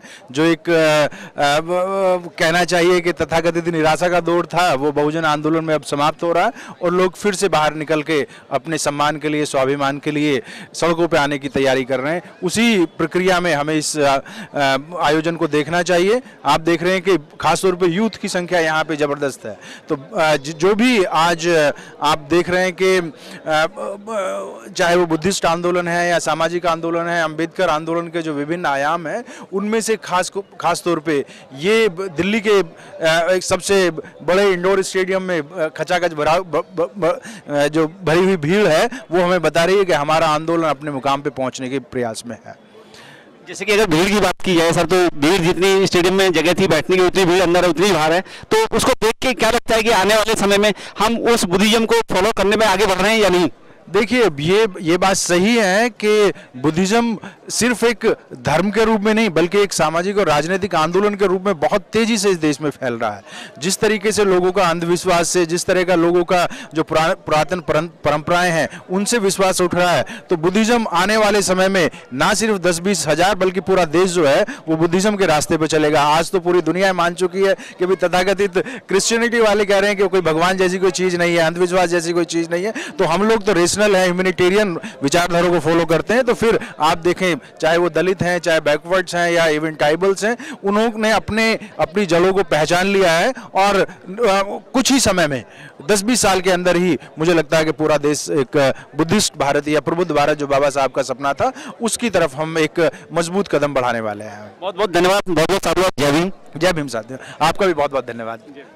मेरे साथ हैं बनारस यूनिवर्सिटी से इंदु चौधरी जी, और बुद्धिज्म पे और डॉक्टर अम्बेडकरिज्म पे आज वो एक तलवार की धार के रूप में काम कर रही हैं। आज पहली बार उन्होंने इस प्रोग्राम के आयोजन में अपना पार्टिसिपेट भी किया है और महिलाओं से सम्मिलित प्रोग्राम में आज वो सम्मिलित भी रही हैं। तो सबसे पहले तो आपको हवाई इंडिया टीवी चैनल पे आपका स्वागत है। जय भीम। जय भीम, नवोदय। आज दिल्ली के यहाँ तालकटोरा स्टेडियम के मंच पे आके कैसा लगा मैडम आपको? मुझे बहुत अच्छा लगा क्योंकि बाबा साहब के नाम पे इस तरीके के आयोजन दिल्ली में हो रहे हैं, ये बहुत बड़ी हमारे समाज की उपलब्धि भी है और खुशी का भी विषय है और हम सब लोगों को अपने परिवार के साथ में इस कार्यक्रम में आना चाहिए। जैसे कि आज महिला सशक्तिकरण की बात की गई थी और आज उसमें आपको संबोधन करने का मौका मिला और आपको लोगों ने बड़ी गड़गड़ाहट के साथ में, तालियों के साथ में सुना, वो अनुभव क्या है? देखिए, ये तो हमारे लिए अनुभव का विषय है कि जो बाबा साहब ने उस समय बेयर किया होगा, जो उन्होंने झेला होगा, हम तो केवल उसको शब्दों में कह रहे हैं और अगर लोग उसको अपने से जोड़ करके महसूस करके देख पा रहे हैं तो ये हमारे लिए गौरव का विषय है। हम तो केवल लोगों के जो है अंदर मन को जो है झंझोड़ना चाहते हैं जिससे कि बाबा साहब के मिशन को लोग वापस निकल करके तो बाहर आएँ, क्योंकि ये जो बढ़िया जो कुछ भी हम लोग को मिल रहा है बाबा साहब की वजह से मिल रहा है और हम सारे लोग नौकरी पा करके घर घर में बैठे हुए हैं, AC रूम्स में बैठे हुए हैं। तो अगर इस तरीके की बातें, जो बात मैंने बाबा साहब के जीवन के अनुभव शेयर की, अगर इनसे किस अंतर मन हिलता है और उससे निकल के लोग प्रेरणा ले करके बाहर अपने हकों की लड़ाई के लिए ये माने कि हमारे बहुजन समाज की लड़ाई है, हमारे किसी एक अकेले व्यक्ति की लड़ाई नहीं है, तो निश्चित रूप से हम बाबा साहब के मिशन को साकार कर पाएंगे। भविष्य में ऐसे प्रोग्राम के आयोजन के विषय में हमारे दर्शकों को क्या बताने जाएंगे? देखिए, ये इस प्रकार के आयोजन जैसे NG ने लखनऊ में और नोएडा में जो बहुजन प्रेरणा स्थल बनाए हैं उनको देख करके हमको प्रेरणा मिलती है, उसी प्रकार से ये कार्यक्रम है जिनसे हम लोग को हमेशा प्रेरणा मिलती है और इस तरीके के आयोजन होते रहेंगे तो निश्चित रूप से ये जो नई पीढ़ी है ना, ये छोटे छोटे बच्चों के रूप में दिख रही है, ये रिलेट कर पाएगी कि हाँ ये हमारे समाज के महापुरुष है। नहीं तो ये तो बड़े बड़े घड़ी घंटाली ही देख रही है और उन्हीं को अपने महापुरुष मान करके चल रही है। तो निश्चित रूप से ये इस तरीके के आयोजन हमारे महापुरुषों की जीवन को वापस हमारी नई पीढ़ी में जो है एक तरह से इंस्टॉलेशन का काम करेगी। हवाई इंडिया टीवी को आपने अपना कीमती समय दिया, इसके लिए बहुत बहुत साधुवाद, धन्यवाद। जय भीम। जय भीम, जय भारत। और मैं अपने पूरे परिवार के साथ में आई हूँ इस कार्यक्रम के लिए। आप सब लोगों से भी अनुरोध है कि आप सारे लोग हर साल जब भी इस तरीके का आयोजन हो तो पूरे परिवार के साथ सम्मिलित हो। बहुत बहुत धन्यवाद।